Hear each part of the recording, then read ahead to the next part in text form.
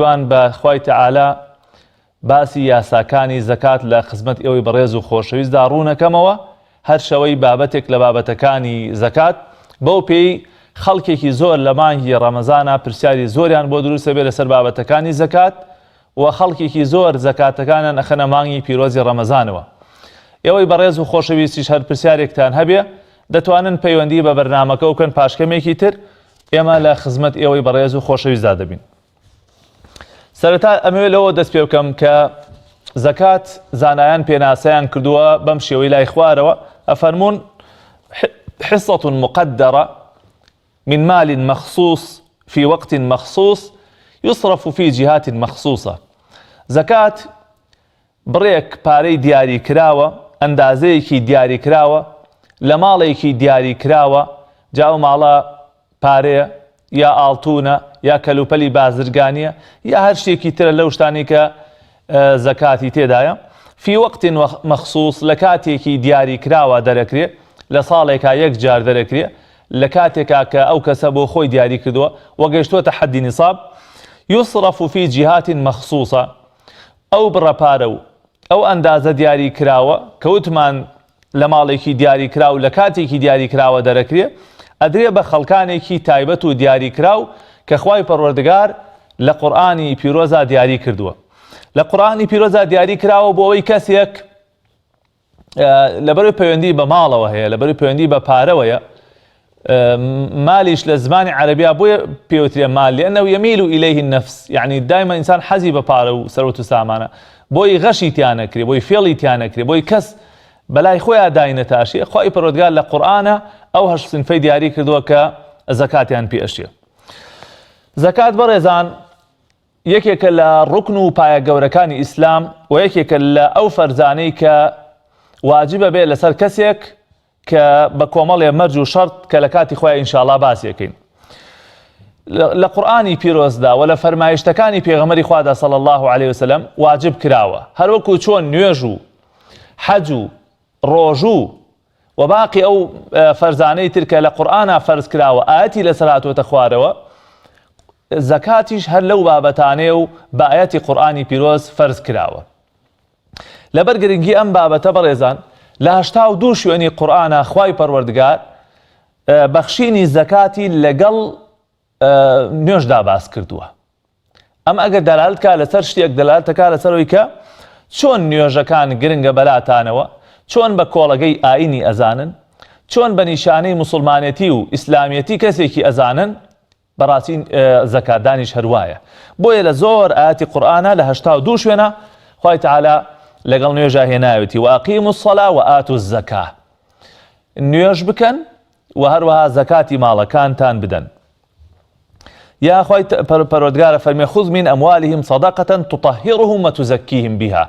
ئەی محەممەد صلی الله عليه وسلم هەندێ لە ماڵ و سەرۆت و سامانەکەیان بەشێکی کەم لە ماڵەکەیان وەرگرە وەکو سەدەقەیەک وەکو بەخشینێک وەکو زەکاتێک بۆ فەقیر و هەژارەکان هەم دڵ و دەرونی خۆیانی پێپاکەکەنەوە هەم گوناه و تاوانی خۆیانی پێپاکەنەوە و هەم لە ڕژدی و ڕەزیلی دەربازیانەکەن کەمە نەخۆشیێکی زۆر گەورەیە بەداخەوە کە ئێستا زۆرێک لە دەوڵەمەندەکان لە پارە و سەرۆت و ساماندارەکان ئەم زەکاتە نابەخشن کەوتونەتە ژێر کۆتی ڕەزیلیەوە بۆی لە ڕەزیلی ڕزگاریان بێ بۆی ماڵەکەیان پاک بێتەوە بۆی دڵ و دەرونی خۆیان پاک بێتەوە بۆی سوود بە هەژار و نەدارەکان بگات خوای پەروەردگارە فەرمیێ هەندێک لە ماڵ و سەرۆت و سامانەکان لێوەرگرە. لە بەرامبەریشدا ئەوانەی کە زەکات نادەن و پشتگوێیەخەن ئەبێ ئەو بزانن کە ڕوکنێک لە ڕوکنەکان و پایەک لە پایە گەورەکانی ئیسلامیان ڕوخاندووە کە پێغەمبەری خوا صلی الله عليه وسلم فەرمێ بني الإسلام على 5 ئیسلام بینا کراوە لەسەر 5 کۆڵەگەی سەرەکی بەڕێزان چۆن ئەو دیواری ماڵەت دیواری خانۆکەت بە چەبۆی چەند دیوارێک و ئەو سەقفە لەسەری وەستاوە ئەو دینەی ئێمە بەشێکی گەورە و پایەیەکی ئەساسی لەو دینەی ئێمە بریتە لە بەخشینی زەکات لە ماڵ و سەرۆت و سامانمانە. جا ئەگەر کەسێک ئەم ڕوکنەی جێبەجێ نەکرد و حەقی فەقیر و هەژاری دەرنەکرد لە ماڵەکەیە خوای پەروەردگار گەورەترین هەڕەشەی لێکە. لقرآن بيروز على سورة التوبة أخوات على فرمية والذين يكنزون الذهب والفضة ولا ينفقونها في سبيل الله فبشرهم بعذاب أليم.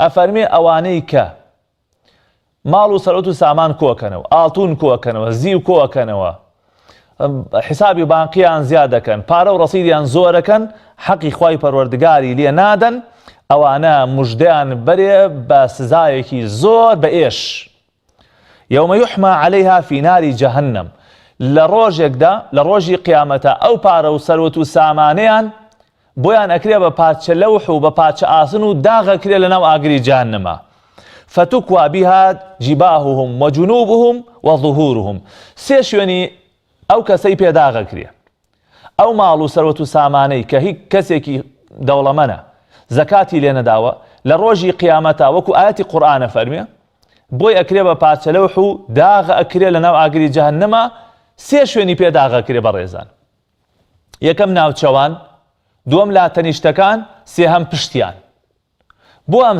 أمسي شوينا لبرو كاتك فقير وهجار داوای لێ کردوون ئەوان چارەیان گشت کردووە دەمچارن داوە بەیەکە کەمادام ئەو کەسە چارەی درژ کردووە لە بەرامبەر فەقیر و هەژارەکانە خوای پەروەردگار بە پارە و سەروەت و سامانەکەی ناوچەوانی پێداغەکە یا هەندێک جار کە فەقیر هاتۆ بۆ لای ئەوە لای کردووە لێ بۆیە لاتەنیشتەکانی پێداغە کرێ هەندێک جار پشتی کردووە لە فەقیرەکە لەبەرەوە پشتی پێداغە کرێ ئەمە لە حەدیثە هاتووە أفرمي لجيانيانا سار دكريتو أو أقرأ خوا بنامام ده كلما بردت أعيدت هرشي كاتي سار بويوا جاري كي تربوي داغا كريتو ناو أقري جانم وبشتي بيسورة كريتو بيانا وتريا هذا ما كنزتم لأنفسكم أما أوبو كبو خوتان كوتانا كردوا حقي خواتان لينا أدا خوا يارمتي تو أدا خوا بشتيواني تو يكا أو بارو سرطو سامانت ناو بيكوا حقي خواي تيايا حقي فقير وجاري تيايا كاتيك دري ناكري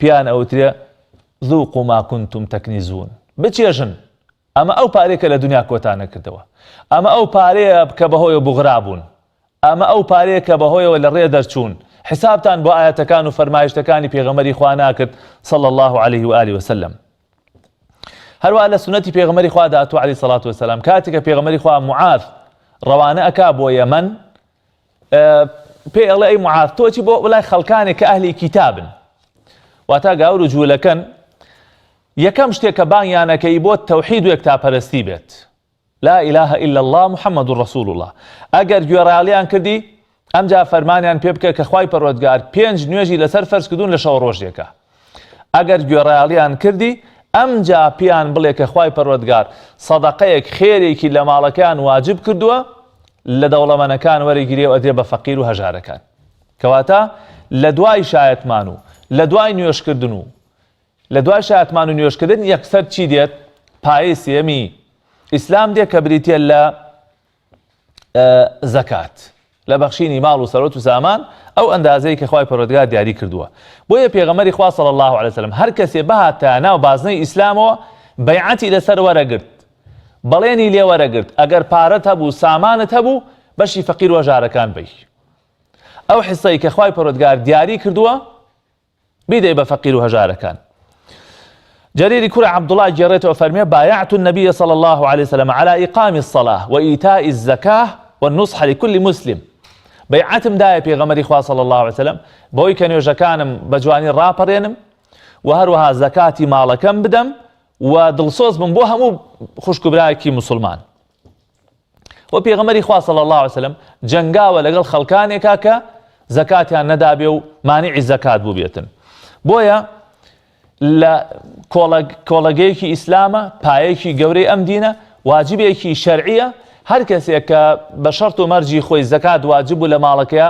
ئەبێ زەکاتەکەی دەربکات ئەگەر کەسێ زەکاتی نەدا لە نێوان دوو حاڵەت بەدەنیە بەڕێزان یا ئەوە تا ئینکاری ئەکا و باوەڕی پێ نییە یا ئەوە تا لەبەر ڕەزیلی نایدا ئەگەر کەسێ باوەڕی بە زەکات نەبوو وتی ئەمە باجە ئەمە زەریبەیە لە خەڵکە سێنرێ من باوەڕم پێ نییە ئەسڵ و ئەساسی نییە ئەو کەسە لە بازنەی ئیسلامە چێتە دەرەوە لەبەرەوەی قورئان و فەرمایشتەکانی پێغەمبەری خوای صلی الله علیه وسلم بە درۆ خستووەتەوە چونکە قورئان زەکاتی واجب کردووە لە فەرمایشتی پێغەمبەری خوای صلی الله علیه وسلم واجب کراوە.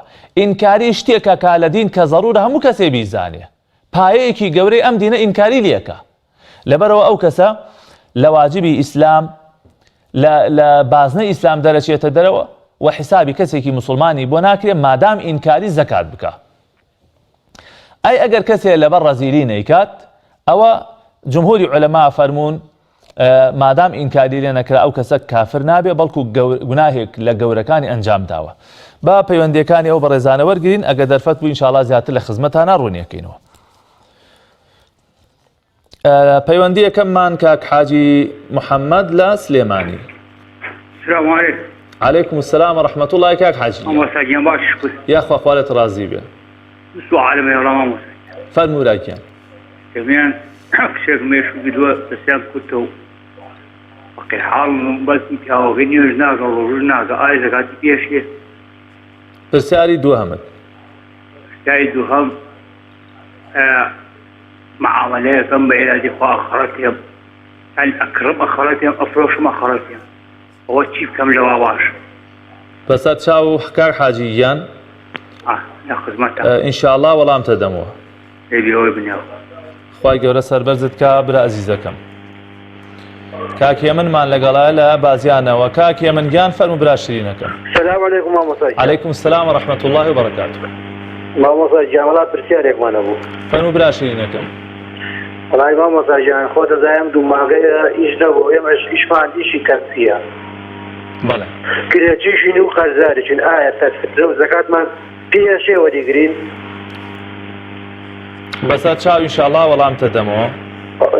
غزوريش ما مشم توزي زور نخوشي نفسي دعاء خيري بو كي قول مبدو تبيد وخواهي قورت بعداش القيامات يا أخوة خواهي قورتان رازي بي بو خاطي قوري خوي شفاء بخيري بو بنيري وهر خوش كبرايكي تري مسلمان نخوشة لخواهي قورا بارينو شفاء بخيران بو بنيري إن شاء الله. خواهي قورت بعداش القيامات بعده إن شاء الله خوالت رازي بكاك يمنيان يا أخوة سربز بي.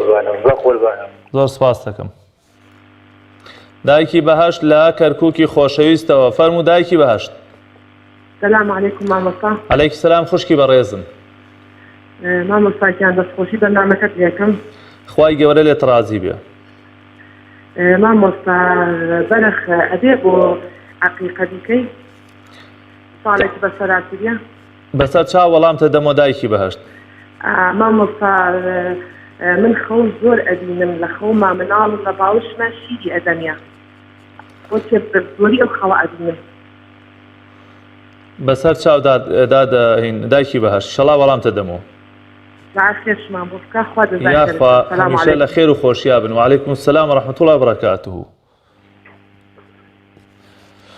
باوکی دیار لە هەولێرەوە فەرموو باوکی دیار. السلام عليكم. عليكم السلام ورحمة الله وبركاته. باش مامۆستا. يا أخوة سربرز بي باوکی دیار. مامۆستا دوو پرسیارمان هەبوو. یەکەم. لە کاتی فەرزەکان کە نوێژەکەی لەسەر بانگ بداتن دەتانەی نوێژ بکەیەوە دووبارە؟ یعنی کاتێک کە نوێژ دەکرد بانگێدا؟ بەرێ نوێژ دەکەم بانگ دەداتن دوایە دەتانی دووبارەکەیان تەواو. بەسەر چاو پرسیارەکەی دووەمت؟ پرسیاری دووەم برایەکەم فەقیرە. بەڵێ. ئیشی نییە. سەرفتری پێ دەچیتن؟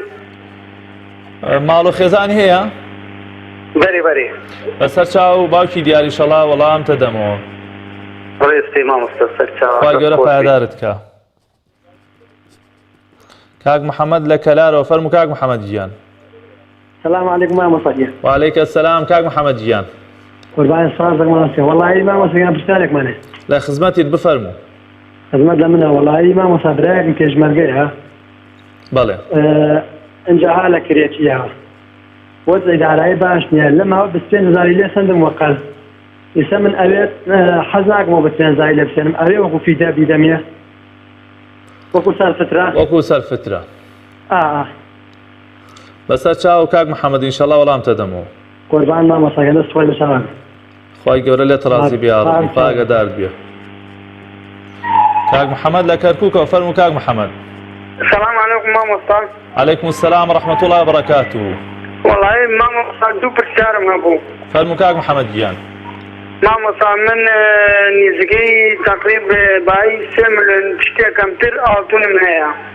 بەڵێ ئایا زەکاتی لێ دەرەچێ چەند مسقالە کاک محەممەد گیان؟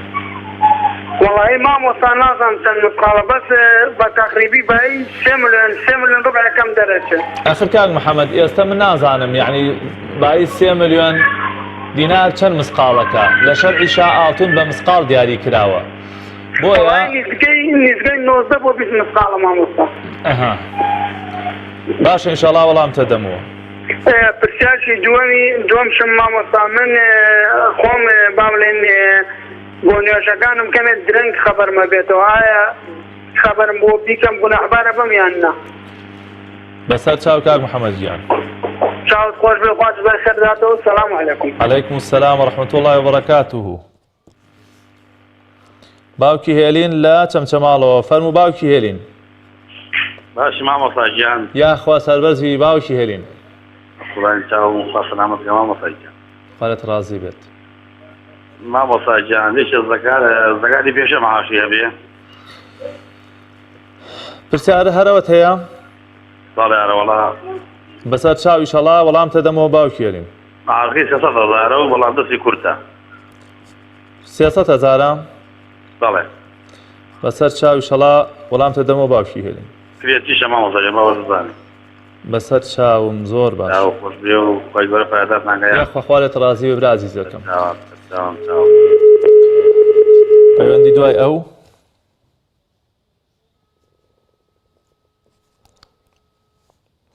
کەیترمان لەگەڵایە؟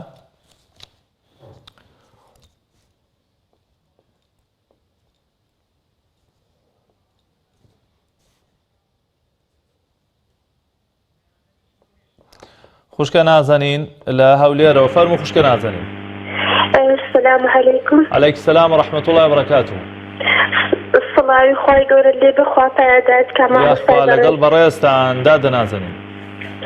بلي دولة خوي قول لك من بتاعتهم والصلاة آمين. بلي من بسيارك مهو درباري خون هالسنة ما مستندر إما خون رابناكي والله ما أقدر أعمل زي بدي سباس بدكن من زي خون بس قمار بدي من زي الروتان سك لقمار أودو أنزل قدر من الخومة. بس هاتشاو داد نازنين. زي سباس أخذ زي خير. واي قولة سرزك يا ربي. لا زول لا رانيا وفرمو برزم. السلام عليكم. عليكم السلام ورحمة الله وبركاته. السلام عليكم ماما سجان. عليكم السلام كاكا للزوجيان فرمو. ماما سجان ماشي. يا أخوة سربزي برا عزيزكم. فاسك ماما سجان. جان. ماما سا جدي ما. جملة بالي فرمو. فاسك والله أيام نفس شارك مية بلام هروكو من سرخنيكي حزكم أو برادر عليك تلفون وزنا بدكن زي برنامج كوا كبستين زايدة وتبرايكي يعني إيه سلفة بدا تبرايكي حقيقي وندي أوراق أخويا مثلا الدعوة تبرايكي وزور أجبالي خود قابلة ودقانية هذا هو الصواب. خواهي قولة سربزتك يا ربي. زوج سلامتك قال لي خالد رازي بيا أخوة. كاك عمر لا سليماني وفرمو كاك عمر جيان. ماما سجان سلاوی خالد. سلاوی خواله بريستان بيت. بس عقي ساوزان وماما سجان. ماما سجان زحمت بالسيارة. فرمو كاك عمر جيان. نجي استخارة لعمو كاتك أكريب لين سو يا روج نازان. بس هرشا هرو بسالتها.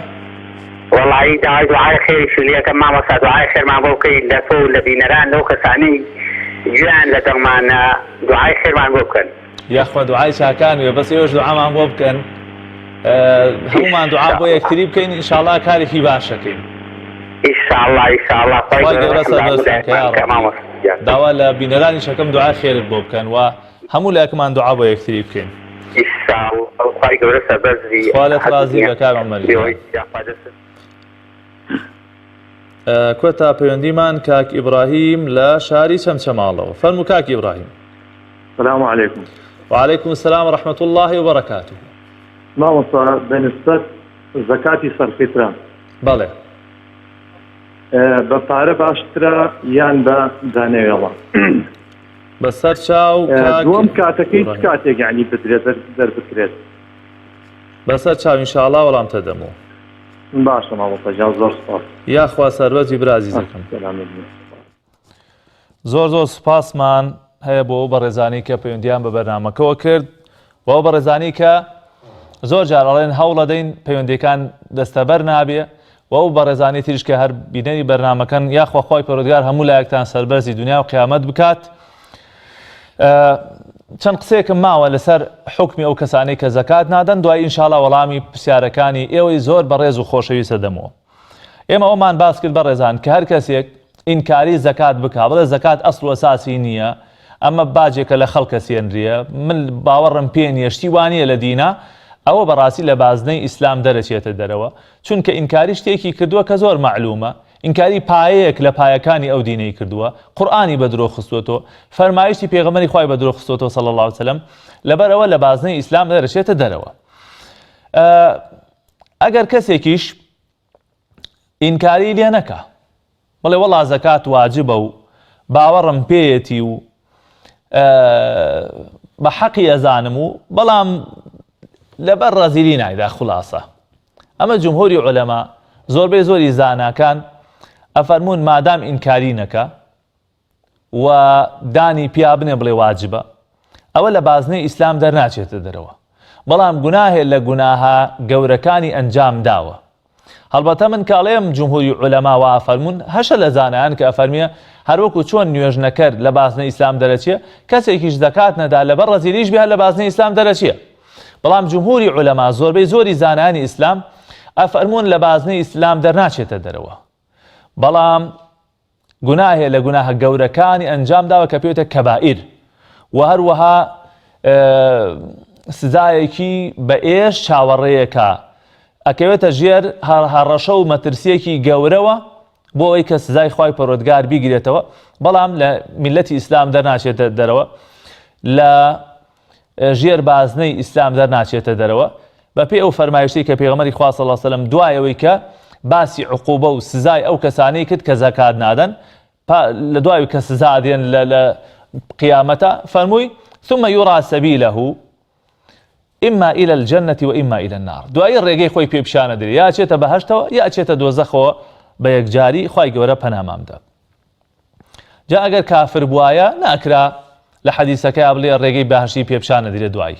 بۆیە ئەگەر کەسێ لەبەر ڕەزیلی نەیدا ئەوە پێی کافر نابێ، مادام باوەڕی پێ هەبێ، مادام بڵێ وەڵا حەقە و ڕاستە و لە قورئانە هاتوو بەس من نایدەم و لەبەر ڕێزیلی خولاسە دەستی ناچێتە ئەو پارەیە، ئەوە لە بازنەی ئیسلام دەرناچێ، بەڵام گوناهێکی گەورە و مەترسیداری ئەنجام داوە.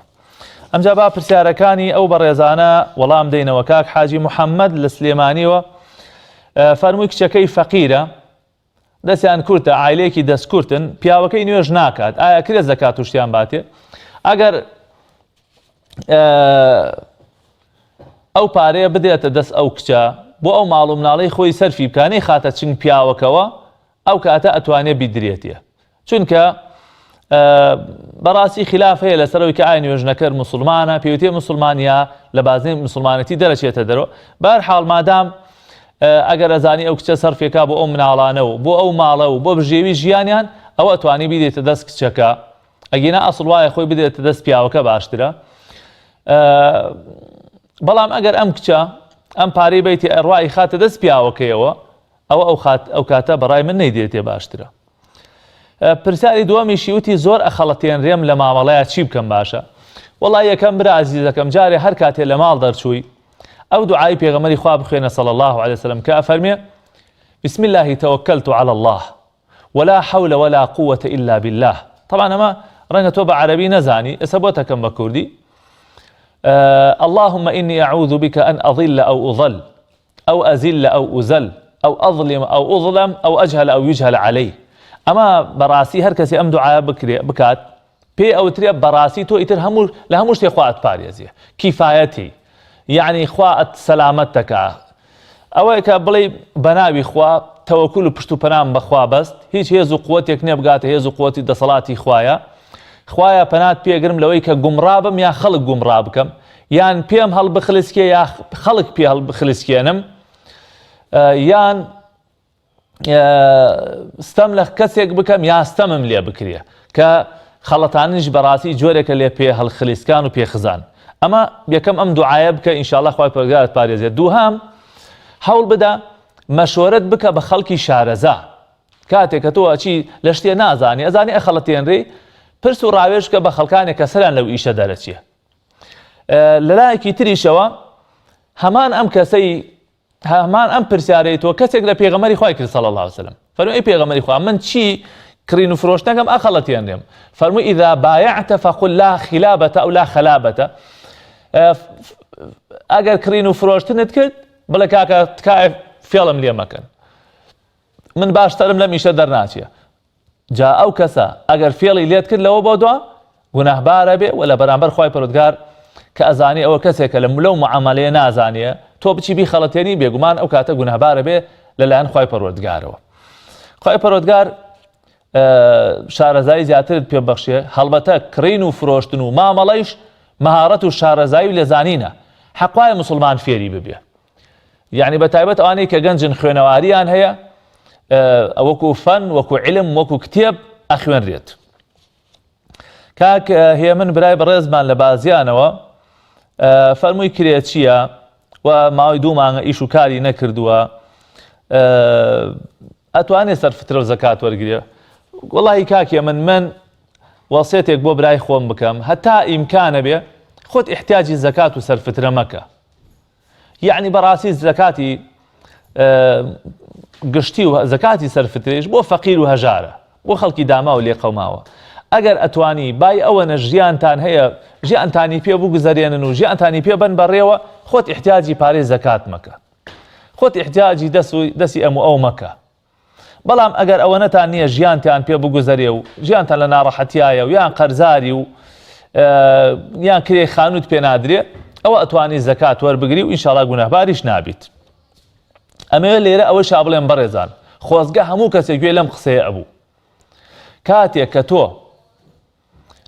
زەکات وەرەگریت پێت ناشێ ئەوە حەقی فەقیرێکت خواردووە حەقی داماوێکت خواردووە حەقی کرێچیەکت خواردووە حەقی کەسێکت خواردووە کە پێویستی بەو پارەیە لەبەرەوە پێغەمبەری خوا صلی الله علیه وسلم هەڕەشەی کردووە لەوانەی کە داوا لە خەڵکەکەن بۆی پارە و سەرەوت و سامان بۆ خۆیان کۆبکەنەوە ئەفەرمی ئەوانە پشکۆی ئاگری جانم بۆ خۆیان کۆکەنەوە جا کەم کۆکەنەوە یا زۆر کۆکەنەوە کەیفی خۆیانە بۆیە بەڕێزم هەتا ئەتوانی خۆت احتیاجی زەکات مەکە بەڵام ئەگەر کرێچیت فەقیری دەرامەتت نییە کرێت بۆ نادرێ قەرزاری ژیانتان ناگوزەرێ ئەوە وەریگرە ئینشاڵڵا گوناهبار نابی دایکی بەهەشت لە کەرکووکەوە بوو پرسیاری ئەوەی کرد کە ئایا بەرخێک ساڵێکی تەواو کردووە بۆ عەقیقاشیە بەڵێ خوشکی بەڕێزم بەرخێک ساڵێکی تەواو کردی بێت گۆشتێکی باشە گرێ گۆشتێکی ناسک و جوانی هەیە بۆ عەقیقە ئەشێ و واتە بۆ حەوتم یا گوێزەبانە ئەشێ و ئینشاڵڵا دروستە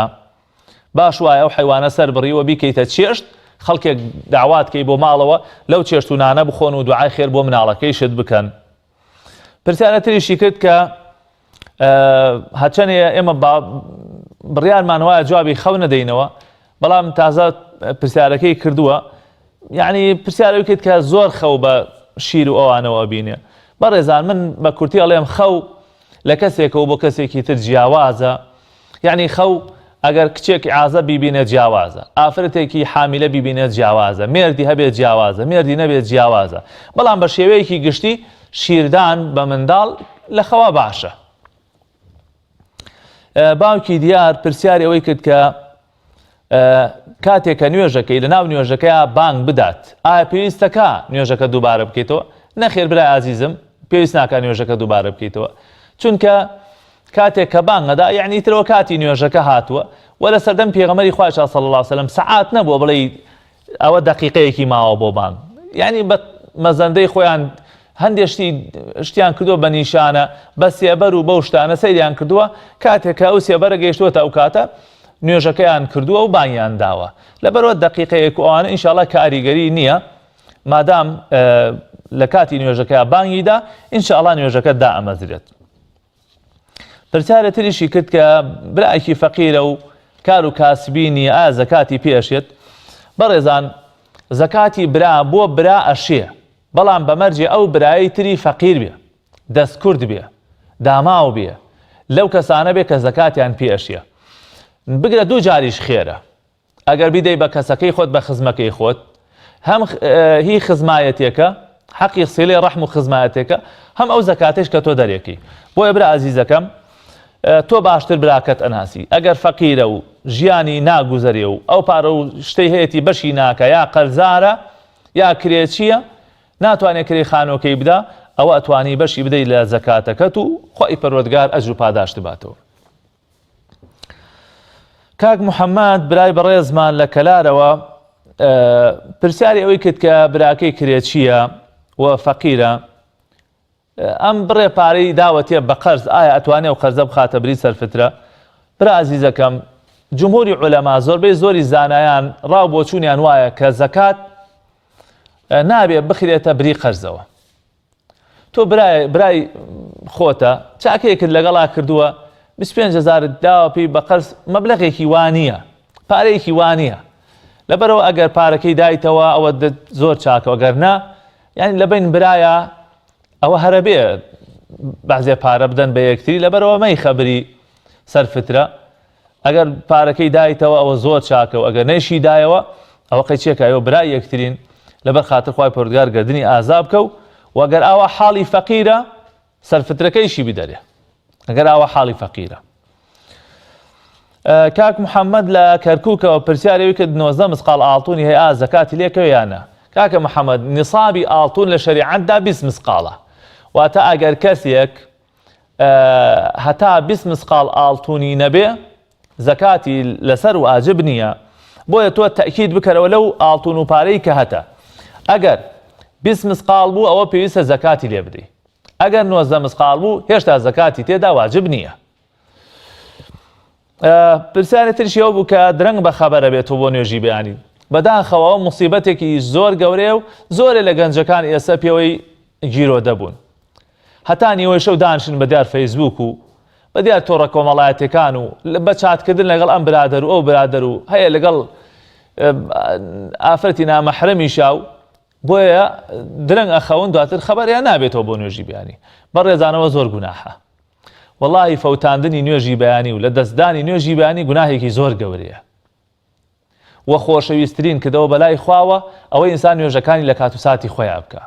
بۆیە ئەگەر ئەتەوێ باش خەبەرت بێتەوە، شەو لە کاتی خۆیان بخەوە، لە کاتێکی گونجاوە بخەوە، و زۆر خۆ سەرقاڵ مەکە بە ئەم تۆڕە کۆمەڵایەتیان و فەیسبوک و بابەتانەوە، و ئەکرێ مۆبایلەکەت بنیتەوە، هەر دەقە و سەعاتێ بتەوێ هەڵتەسێنێ لە خەو. بەڵام ئەگەر فەرەزەن تۆ لە کات و ساتی خۆیان خەوتی، نەهاتیتە خەبەرە، کاتی هاتیتە خەبەرە خۆربان بەرزەوە بۆ یا دنیا درەنگە ئاساییە و ئەتوانی نوێژەکەت کەیت و گونابار نابی. بەڵام تۆ بێیتە خەبەرە نیو سەعات بێ بانگی بەیانی دابێ، بڵی با تۆزێکی تر بخەوم، با تۆزێکی تر بخەومەوە، کاتێ هەڵسی خۆربان بەرز بوو بێتەوە، بەڕاستی ئەوە گوناهێکی گەورەت ئەنجام داوە. بۆیە داوام وایە لەم مینبەرەوە لە هەموو خوشک و برانی بەڕێزم، لە گەنجە بەڕێزەکان ئاگاداری نوێژی بەیانیتان بن. من صلى الصبح فهو في ذمة الله. هەر کەسێ نوێژی بەیانی بکە ئەوە لە زیمەتی خوای پەروەردگارە بێ، لە ئەستۆی خوایە بێ، خوای پارێزێ. و نوێژی بەیانیش بەڕاستی یەکەم تاقیکردنەوەی بەندەیە لە ڕۆژە. لەو تاقیکردنەوە مەهێڵن با ساقید نەبن. ئاگاتان لێ بێ بەڕێزان، ئێمڕۆشت زۆرە، یعنی عوزرمان نییە لە لای خوا، ئەتوانی مۆبایلەکەت جەڕەسەکەی بنیتەوە لە کاتی خۆیان هەڵسێنێ و نوێژەکەت بکەیت، یا خێزانەکەت خەبەرت بکاتەوە، یا تۆ منداڵەکانت خەبەر بکەیتەوە، هەمومان هاوکاری یەکتری بین بۆی کە ئەو فەرزەمان لە دەست نەچێ. باوکی هێلین پرسیاری ئەوەی کرد کە ئایا زەکات بە مەعاش خۆرەشێت؟ بەڕێزان زەکات بە دوو سنف ئەشیەیەکی کیان فەقیرە هەر هیچی نییە، یا شتێکی زۆر کەمی هەیە، خەڵکێکی ترمان هەیە شتێ پارەی هەیە بەڵام بەشی ژیانی ناکە، ئەمە پێوتێ میسکین. ئەم میسکینە ئەکرێ مەعاشێکیشی هەبێ، ئەکرێ تەکسیە شڕێکیشی هەبێ. ئێستا من خەڵکی واش کە بەم بەظاهر تەکسیەکی هەیە، بەڵام ئەوەنەی پێ بەیان ناکە کە ژیانی خۆی ماڵ و مناڵی بگوزەرێ. ناتوانێت قەرزارەکانی پێ بداتەوە بەشی کرێ خانووەکە ئەتوانێت پێیا بکە ئەمە پێوتێ مسکین ئەتوانێت زەکات وەربگرێ ئەو بە ڕێزەی کە تۆ باست کرد فەرمووت معاشەکەی 300,000 وەک کرێ چیشە ئێ باشە 300,000 ئەگەر 150شی بدا بە کرێە کە ئەگەر نازانم لە چی شارێ بوو ئەگەر لە سلێمانیا بێت لانی کەم لە 200,000 کرێ کەمتر نییە 100,000 بۆ مێنێتەوە لەکوێ ئینسان بە 100,000 ئیداراکە لەبەرەوە ئەگەر داهاتی تری نەبێ ئەو کەسە کەسبی تری نەبێ لەو حاڵەتەیە زەکاتی پێشیە بۆیە بەڕێزان ئەم تێبینێ بڵێم زۆر مهمە جاری وا هەیە برایەک ئەڵێ مامۆستا مەسەلەن یا بە یەکێکی تر ئەڵێ هەندێک پارەم هەیە بیدە کەسێک بەستخوا مامۆستا ئیتر نییە ئەمەنە فەقیر بێ ئەقسا دەرەجە فەقیر ئەوە شتێکی باشە کە تۆ بە دوای فەقیرە ئەگەڕی و واجبە ئەو پارێت کە داوە هەر کەسێک بە دوای فەقیرە بۆ تۆ بگەڕێ بەس ئەگەر تۆ بە تەمای فەقیرە بی لە برسا پێی درێژ کردبێ خەریبێ لە برسا بمرێ وەڵڵاهی ئەوە زۆر کەمە بەڕێزان عامی خەڵک ئێستا میسکینە شتێکی هەیە بەڵام بەشی ژیانی ناکە کرێ خانووەکەی پێ نادرێ نەخۆشیەکەی پێ عیلاج ناکرێ لەبەرەوە ئەوانەی کە ئاوها بەشیان ناکە ئەتوانن بڕێ زەکاتیان بدەنێ پێداویستەکانی خۆیانی پێ جێبەجێ بکەن خوشکە نازەنین لە هەولێرەوە فەرمووی خەو زۆر بە سەگەوە ئەبینم بە مار و ئەو شتانەوە ئەبینم دادە نازەنین ئەبێت زیاتر گوێت لێ بگیرێ بزانە ئایا نیشانە شتی تری تایە یەکێ لە نیشانەکانی ئەوانەی کە سیحریان لێکرێ یا ئەوانەی کە جادویان لێکراوە ئەوەیە کە زۆر خەو بە مار و دوو لە ڕووی بەڕێستان سەگ و پشیلە و دوو پشک و ئەو شتانەوە ئەبینرێ زۆر ئەترسێ دا ئەچەڵەکیە لەبەرەوە والله ئەعلەم یەکێکە لە نیشانەکانی سیحر جادو هەڵبەتە من ناتوانم بڵێم تۆ ئێستا سیحر لێکراوە یا جادو لێکراوە هەتا تەواو مەسەلەن گوێم لێت نەبێ حاڵەتەکانت نەزانم چۆنە بەڵام ئەوە یەکێکە لە نیشانەکان پەنا بگرە بەخوای پەروەردگار و زۆر قورئان بخوێنە زۆر گوێ لە قورئان بگرە بەڵکو ئینشاءڵڵا باش بیت کاکلازۆ تەنها تێبینیەکی هەبوو کە ئینسان ئەگەر چاکەی کرد لەگەڵ براو کەسی خۆیان باسی نەکە خۆی گەورە لێت ڕازی بێ کاک عومەر لە سلێمانیەوە پرسیاری نوێژی ئیستیخارەی کرد ئایا لە شەو ڕۆژە لە هەموو کاتێکا ئەکرێ بەڵێ برا عەزیزەکەم نوێژی ئیستیخارە زۆر مهمە ڕەنگە یەکی ئێستا لە بینەران بڵێ ئیستیخارە چییە ئیستیخارە بەڕێزان یعنی نوێژی ڕاوێشکردن پرس و ڕاوێش چۆن پرس و ڕاوێش تۆ ئەتەوێ مەسەلەن زەواج بکەی نازانی زەواجکەی لەگەڵ ئەم ئافرەتەیە لەگەڵ ئەم بنەماڵەیە باشە یا خراپە دوو ڕکعات نوێژەکەی لە دوای نوێژەکەوە دوعایەکەی ئەگەر بە عەرەبی بزانی ئەی خوێنی ئەگەر نا بە کوردی ئەڵێی خوایە ئەگەر ئەم زەواجە خێری تایە بۆ دنیا و قیامەتم و پاشە ڕۆژم یا ڕەبی خوایە بۆم ئاسان کەیت و بۆم بێنیتە پێش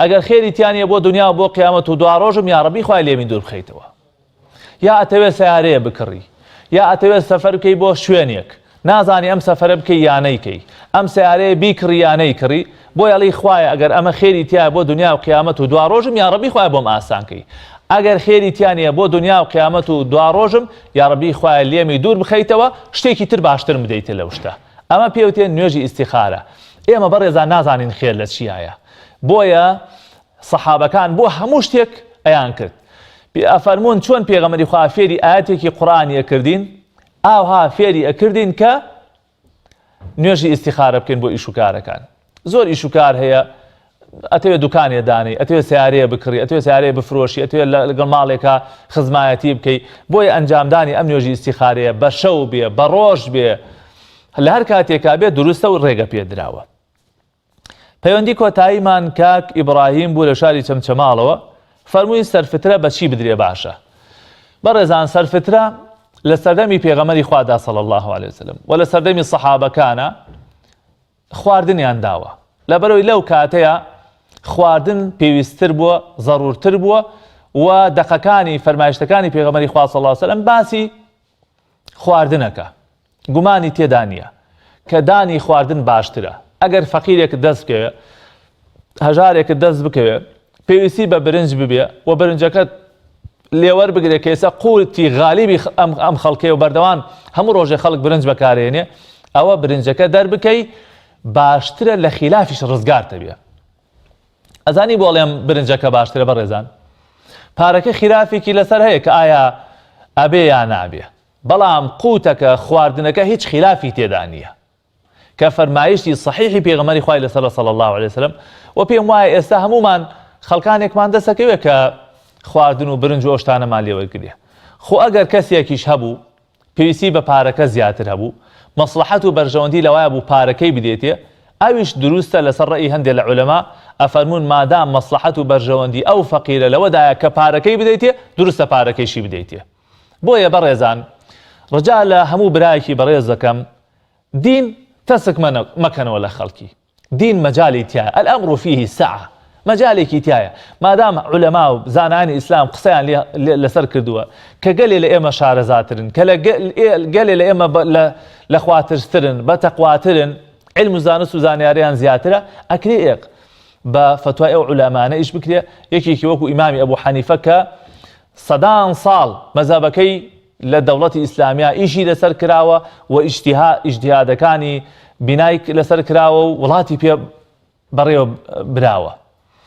لەبەرەوە بە کورتی قوت باشترە، خواردن باشترە، پارەیش دروستە لە حاڵەتێکا کە مەسلحەت و بەرژەوەندیەک لە ئارادا بێ پێت وابێ ئەم پارەیە باشترە بۆ ئەو فەقیرە دروستە پارەکەیش بدەیت. والله تعالى أعلم. پرسیاری کۆتاییشی ئەو بوو کە چ کاتێک باشە زەکاتی سەرفترە بدرێت.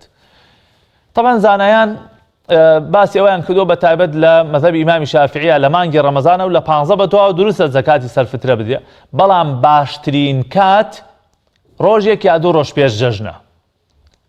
ئەگەر ئەڵێی جاخە فریا ناکەوێ بەرە وەڵا فریاکەوێ، ئێستا لە هەموو گەڕێکێک سۆپەرمارکێت هەیە، لە هەموو کوچە و کۆڵانێک شت هەیە، بازارەکان الحەمدوللا کاڵا و جلوبەرگی زۆر تایە.